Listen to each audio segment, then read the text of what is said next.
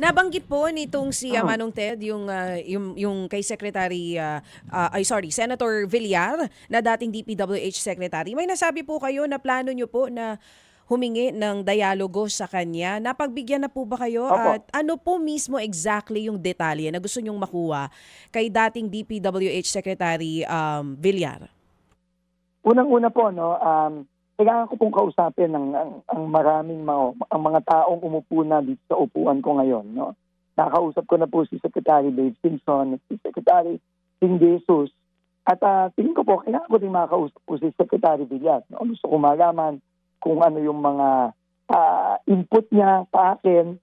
Pero at the same time, gusto ko din malaman kung ano yung gusto ko malaman. No? May mga katanungan akong clarification dito sa dito sa laki nitong mga ibang kontraktor na nababanggit dito sa malaking kontrobersiyang to. Dahil kung maalala niyo ho, sa Senate Blue Ribbon hearing, inamin po mismo ni Sara Diskaya na nagsimula po silang lumaki talaga sa kontraktor noong 2016. No? So, tatanungin ko po si Secretary Villar tungkol dyan. Oo. So he led the agency for 6 years. May specific project po ba kayo na unang gustong itanong dito kay Villar?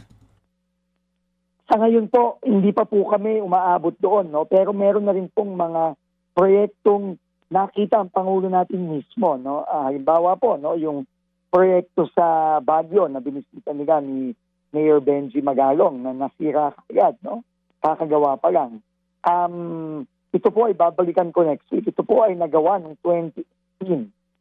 Ito po ay nung kapanahunan na secretary po si Senator Mark Villar. So, tatanungin ko din po sa kanya yon. Oo. How soon can this happen? Ito pong meeting na ito with Villar? Sinischedule na po ito. No? Asap po sana bago ako bumalik ng Baguio next week. So, inaayos na po namin yung meeting ngayon.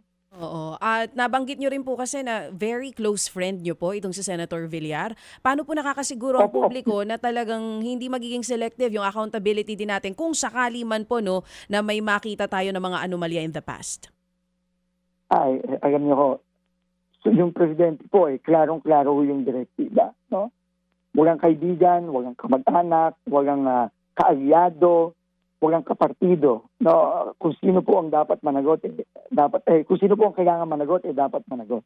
Kaya kaibigan ko si Secretary Villar, magkasama ko kami ng previous administration ng 6 na taon. No, pero po kung saan po ito aabot, doon po tayo pupunta. Mga kapatid, brothers and sisters, saan ka pa? Dito na tayo sa totoo. Dito na tayo sa True FM. Mga kapatid, mag-subscribe and follow po kayo sa social media accounts ng True Network PH. Yan po kami, hanapin nyo lang True Network PH, Facebook, Instagram, YouTube, TikTok, and podcast. Mapa Apple or Spotify man yan, mahahanap nyo kami. Lahat ng mga napapanood at napapakinggan nyo po sa programa, nasa social media accounts namin yan. So, paano mga kapatid? See you sa social media!